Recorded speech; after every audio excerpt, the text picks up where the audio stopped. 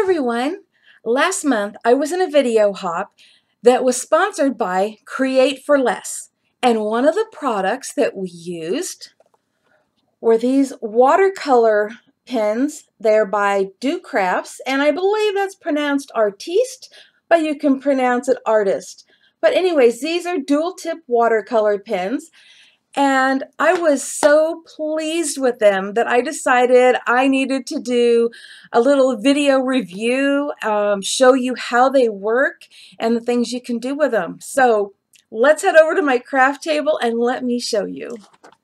These watercolor pens come in this really nice plastic case. It's very sturdy. And when you open it up, the pens don't fall out. They're held in there securely, and I really like that. Also, the other side of this lid can be used when you are doing watercoloring, and I'll show you later how that works. And then we have the pens. They are such a nice size. It's like holding a pen or a pencil. There's nothing awkward about it. And they're dual tip, so one end has a brush tip, and the other end has a bullet tip. They're very versatile. I really like these. Also, you may notice that there's only 12 colors in here. These are actually sold in a bigger set, but even if you only have the small set that has 12, you can actually create a lot more than 12 colors with this. And I'll show you that later as well. Some of the things I'm going to be showing you today is how to use these pens as watercolors, how to stamp with them, how to color other objects with them, and more. This image I stamped on 110-pound cardstock with Memento Tuxedo ink, and then I used the watercolor technique that I'm going to be showing you. But if you have difficulty staying within the lines, you can stamp with Memento Tuxedo ink and then use a clear embossing powder over it and heat emboss it so that it creates little raised lines to help you stay within the lines. So what you're going to need is an acrylic block or the inside of the case. Now, I'm not going to use this right now because I have limited workspace right here, so I'm going to use an acrylic block. You're going to need a water brush or a paintbrush and some water. And of course, your marker, your pen here. So what I do is I'm going to take the brush side and I'm going to color right here on my acrylic block. And then I'm going to use my watercolor brush to pick that up. Let me see if I can get closer.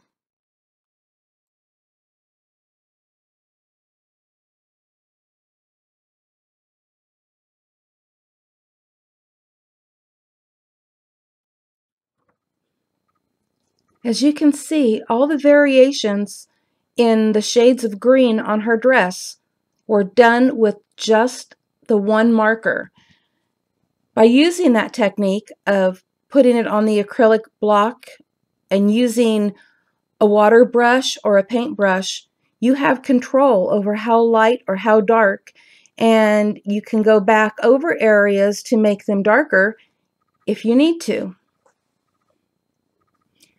Now that you've seen how well that watercolor technique works on cardstock, let me show you what it looks like on watercolor paper.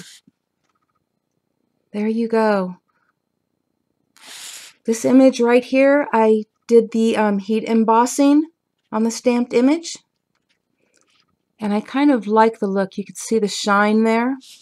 And this is the same image, but it is just stamped and not heat embossed. But that's what watercolor paper is like. And now I'm going to show you another technique that I've already done down here. And I'm going to do it up here on this one really quick for you.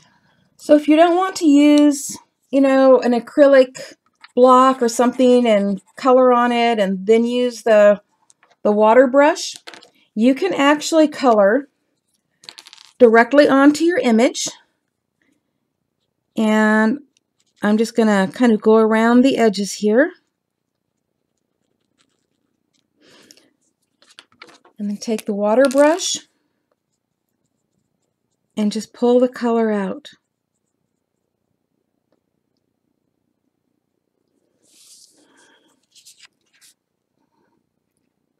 Let me see if I can get the camera a little bit closer for you.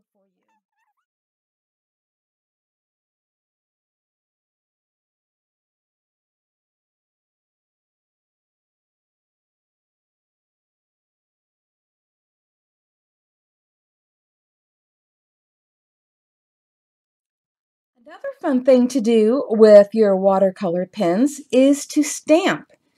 So you start off with a nice rubber stamp. It works better than acrylic, trust me. So the rubber stamp works great. And take the brush end of your marker, your watercolor pen, and color your stamp. Now I'm going to be using two colors on here, so I'm just kind of using the pink up here on the flowers.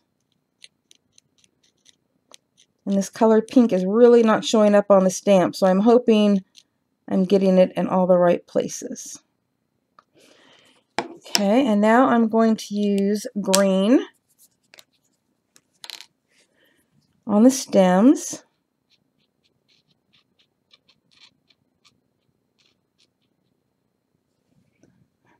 I just realized, I don't know how long I've been off camera here, out of the screen for you, sorry about that.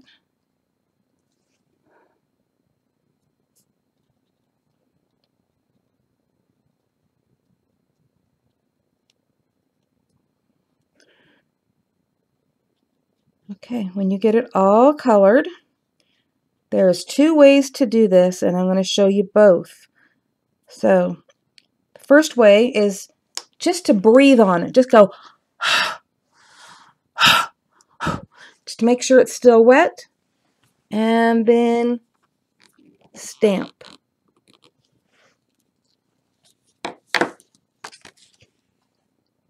Isn't that beautiful? Okay, that's one way. I'll be right back. I'm going to flip this over and do it on the other side. Okay, got a little water bottle here. I'm going to just, you don't want to spray too close, so I'm going to be back a ways and give it a spritz just to get it wet. And stamp.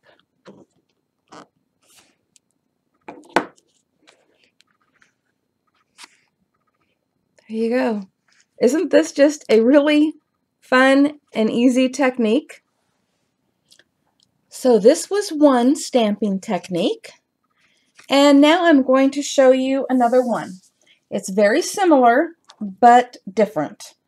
So what I'm going to do is I'm going to color the stamp, and I'm just going to be coloring one of these flowers to show you how this works. And I know at this point it looks very similar to what I just showed you, but it's not. It's a great way to color if you don't want the lines of regular stamping. You know, if you stamped with a black ink pad and then colored, you would have the lines. But this is slightly different. So I colored. I'm going to huff and puff on that, just like we did with the other one. And of course, we have a beautiful stamped image, just like before. But this time, I'm going to take my water brush and I'm going to pull the color through this flower, coloring it. And you don't lose the lines. You don't lose any of the definition of the flower. It stays there, but you're coloring it so it actually looks like a piece of watercolored art that you did yourself instead of looking like a stamped image. Let's see here. I don't color well on camera. Long story. Okay, let's see if we can get this in focus for you to see. Come on, get in focus. Maybe I'm holding it too close. Hopefully you can see that all the lines and definition of the flower are still there. There we go. And then you just drag the color through it. It's just awesome. No black lines. On this card, I also used the watercolor pen to color this cardstock around the edges so that it would match the card. And that's another fun technique that you can do so that everything matches, because you don't always have cardstock that's the color you want it to be. So all I did was take the marker and went along the edge. Now you see how messy I'm being? It doesn't matter, because what I did was, let me find another piece of cardstock here. I just layered it, so all you're seeing is that edge anyway. So you would just go around the edge of your cardstock just like that. Or if it's a situation where you just want to do just the edges for whatever reason, then you can do that. Kind of to hide the white edges of something if you need to. So, like I said, I know this looks messy, but after it's colored and you layer something over the top of it, no one is going to know that that is a mess or a white piece of cardstock under there. They're just going to see that really nice matching blue edge. Okay, are you ready to create a fun watercolor background? You're going to need a spray bottle of water. You are going to need watercolor paper or a heavy cardstock. You are going to need either a craft mat or an acrylic block or something to put the ink on. And you're going to need a few colors of your watercolor pens. So let's get started here.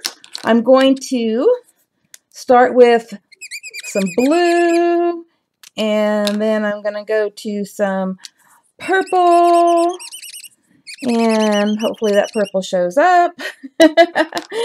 And some pink here. Let's get the pink. Okay, there we go. That whining in the background is driving me crazy. It is my dog. Okay, now we're going to spray some water on this. You can see it bubble up. And you're going to take your watercolor paper and you're going to put it right on there. Rub it really good so that all the color gets on there. And you can even squish it around a little bit if you'd like. And let's squish it around a little bit more. You could wipe it around. Make sure you pick up all the color on here.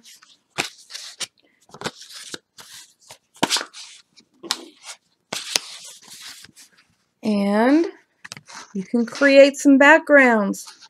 Now, if you want to add some more to this, my first suggestion is let it dry, or get your heat tool out and dry that up. So I'll be right back. Okay, I let that dry. I actually think it's really pretty, but I want to add a little bit more color. So I added some teal and some more pink to this. Get it spritzed up really good here. And let's see what we get this time.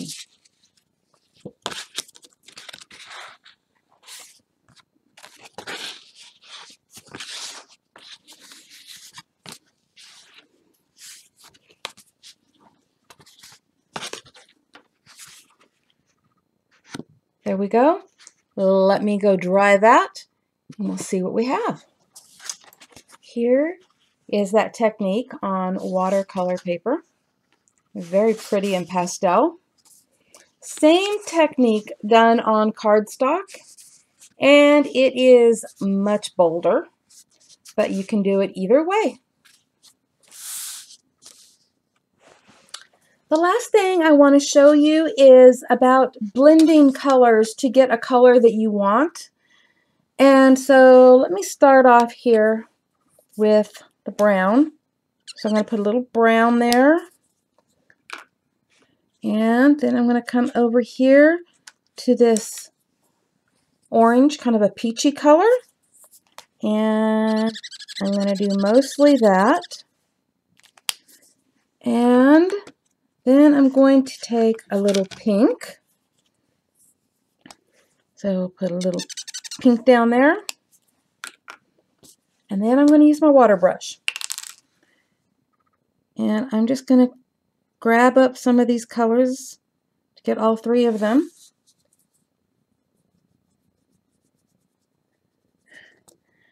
And there we have kind of a tan color. Now if you want to get less of that and then water it down a little bit,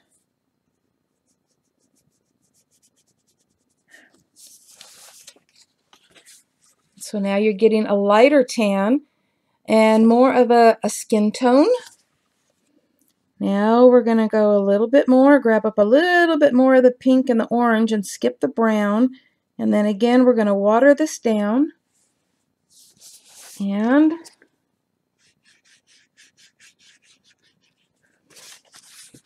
an even lighter skin tone.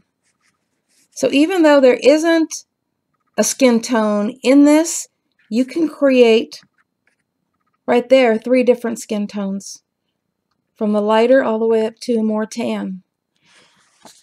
Now let's try this with another color. Let's say that this purple isn't the one that you want. Okay, so I have it right up there, and let's try this.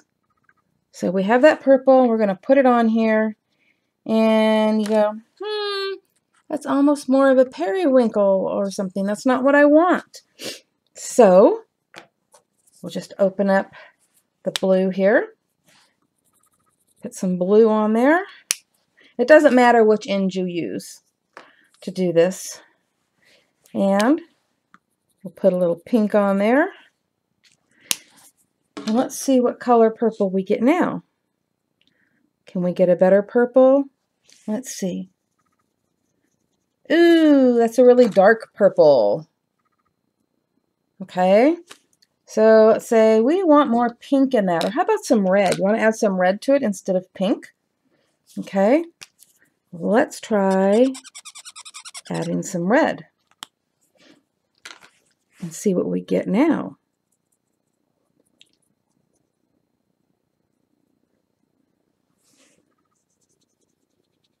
Well, it's kind of the same color purple, slightly different shade.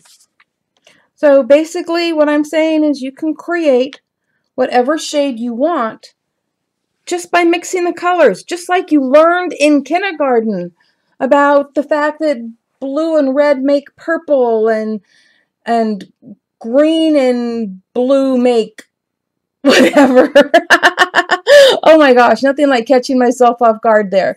But the point being is that you can mix these colors and come up with just the color that you need. I hope this demo and review of Docrafts Artiste Watercolor pens was helpful, and I hope that maybe you learned a few new techniques and different ways to use them. Thank you all for watching, and if these watercolor pens look like something that you would like to try, I have a link below to create for less. Write to these. And I'll put a link below also to the larger set that they have. But this set right here, believe it or not, was only $12.95. You can't beat that anywhere. So I hope you stop by there and check them out. Happy crafting, everyone. Bye-bye.